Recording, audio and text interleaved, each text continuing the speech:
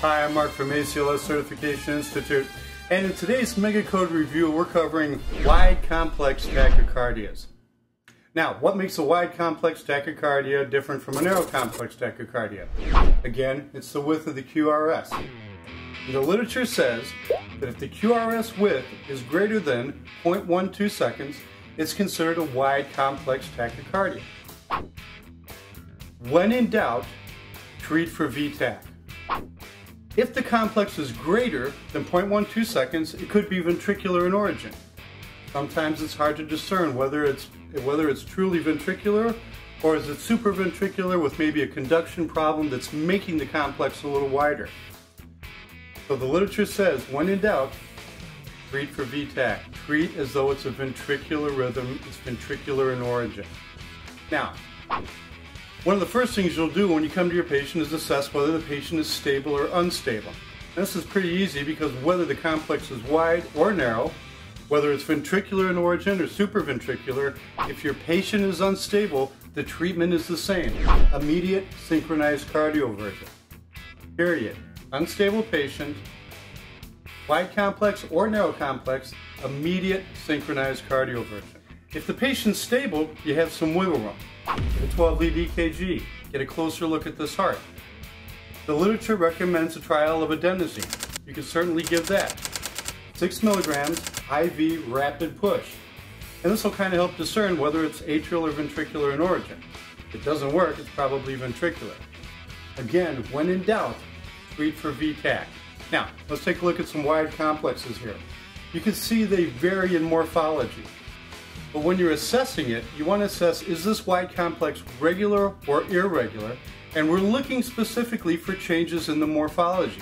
Does this wide complex rhythm look the same throughout the run of the rhythm? If it's the same, well, that's a monomorphic wide complex tachycardia. If the morphology changes, if the complex changes its look, then we call that a polymorphic wide complex tachycardia. And the treatment's a little different.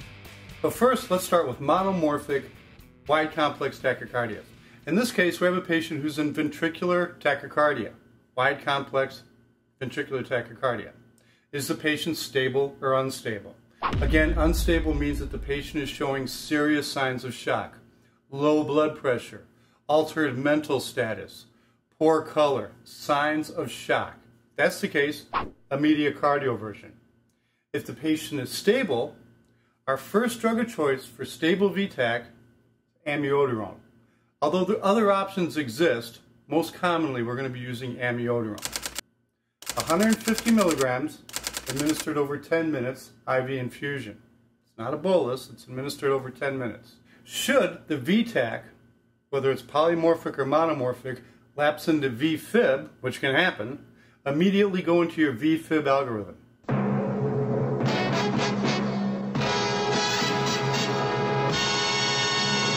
Let's look at ventricular fibrillation. No pulse, no cardiac output. First drug of choice, epinephrine.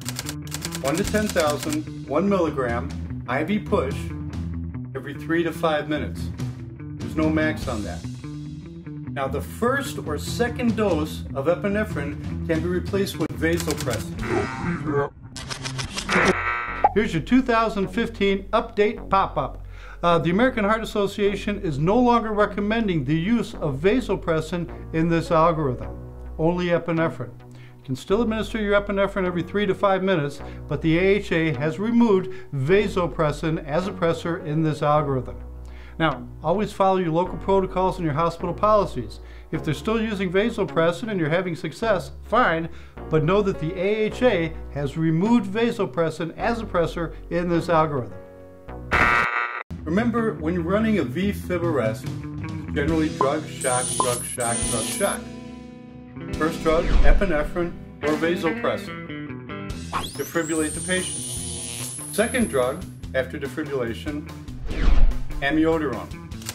300 milligrams IV push, rapid IV push, followed with that 20 cc syringe bolus of saline to push that medication to the heart. Now, if amiodarone isn't available, lidocaine is still a great option for VFib. The dose, 1 to 1.5 milligrams per kilogram, IV push. Repeat doses are half of that to a max of 3 milligrams per kilogram. You'll find in the clinical setting that a lot of practitioners tend to use what works for them. I've run a lot of cardiac arrest using lidocaine. I've had good results with it, so I like lidocaine. So let's take a look at polymorphic wide complex tachycardias because they're different than monomorphic wide complex tachycardias.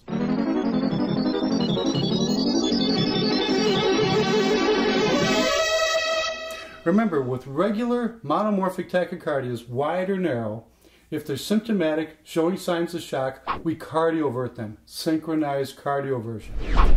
Wide complex polymorphic tachycardias, we have to defibrillate them. Usually because it won't sync up with that. With that wide, bizarre, polymorphic rhythm, the machine may not sync up to that. And we don't want to delay defibrillation or providing electrical therapy to an unstable patient. So, VFib, pulseless VTach, polymorphic wide complex tachycardias all get defibrillated. Not synchronized cardioversion. That category we defibrillate. So remember, pulseless VTach, VFib, wide complex polymorphic tachycardias get defibrillated, not cardioverted. So let's get into our wide complex tachycardia arrest today. We're in the ER, and today you're the ECRN in charge. You work in the ER when you get a call coming in for a cardiac arrest. Let's pop over to the ER. Yeah, Rampart, be advised, we're about 2 minutes out from your facility. This is for a 55-year-old male. He was a witness to arrest at his office. Co-worker started CPR. Stop touching that. Stop it. So we have students on board. CPR was started immediately. We've defibrillated him once. Patient remains in VFib. We're working on getting an airway and getting a line in him. Again, we're going to be at your door in about 2 minutes. Okay, so you're the team leader. You know you have a VFib arrest coming in your door in about 2 minutes. What are you going to need? You're going to need someone to continue doing chest compressions. However, the paramedic or EMT working him is probably going to keep doing that until you're ready and all set up. You're going to need someone to manage the airway. You're going to need someone to get a line in this person, someone to administer drugs, someone to document, to be the historian, write down what's going on, and someone to run the code. That's you. So you see the patient coming in through the doors. Good, we get him in. We're going to get him whipped over to our monitor real quick. Take a quick look at him and we see this. VFib. Check a pulse. Again, we check for a pulse no more than 10 seconds. Patient does not have a pulse. We immediately set up for immediate defibrillation. Continue chest compressions until the defibrillator is ready to go. We shock the patient. Immediately resume chest compressions after the defibrillation. Look at the monitor. Patient remains in VFib. Okay, the nurse is telling me now we have an IV. We have an 18 gauge in the right AC. First drug of choice, epinephrine. 1 milligram, 1 to 10,000 IV push. Remember to follow that with a 20 cc syringe bolus of saline. Push that drug to the heart. We could replace it with vasopressin. The first or second dose of epinephrine can be replaced with vasopressin, again 40 units. But we have the epinephrine, so we give the epinephrine. Continue chest compressions for 2 minutes. Patient remains in VFib. We defibrillate again. Immediately we start chest compressions after that defibrillation. Next drug up, amiodarone. 300 milligrams IV push. We administer that. Continue chest compressions for 2 minutes. Look at the monitor. Patient remains in VFib. We defibrillate again. Boom. Now we have a rhythm change. Anytime you have a rhythm change, check a pulse. In this case, we have a pulse. He has a regular, narrow complex pulse that we see. We check his blood pressure. Blood pressure is 110/70. We now have an advanced airway in. We've intubated this patient. And there's no real guideline on when do you intubate a patient. When do you perform your advanced airway?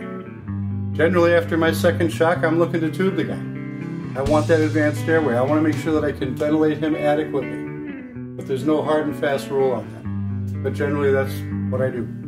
I've had to shock him twice, we intubate him. In this case, we have an advanced airway. Patient's starting to buck a little bit. Doctor sedates him, and it's off to the cath lab to fix this guy's heart. Nice resuscitation. Let's take a minute and talk about return of spontaneous circulation. We have an organized rhythm. We have a pulse. What are we going to do next?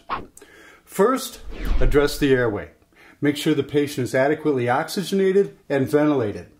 You want to achieve an SpO2 of at least 94%. And continuous capnography is also appropriate. Use your end-tidal CO2 to look at if this patient's perfusing. You look at their saturation to see if they're oxygenating. You look at your capnography to make sure they're perfusing. Next, look at their blood pressure. Do they require blood pressure support? Do they require fluid boluses to keep their pressure up? Do we need to start a pressor infusion to keep their blood pressure up? So maintain a good blood pressure. If your hospital has the means, consider hypothermic therapy right after a return of spontaneous circulation. The literature supports this and it shows a better neurological outcome in the patient. The goal is to achieve a body temperature of between 32 and 34 degrees Celsius. We can achieve this by infusing cold IV fluids, using cooling blankets underneath and on top of the patient. And this should be started within minutes of a return to spontaneous circulation. Next, get a closer look at this heart. Get a 12-lead EKG. Does this patient need to be going to the cath lab?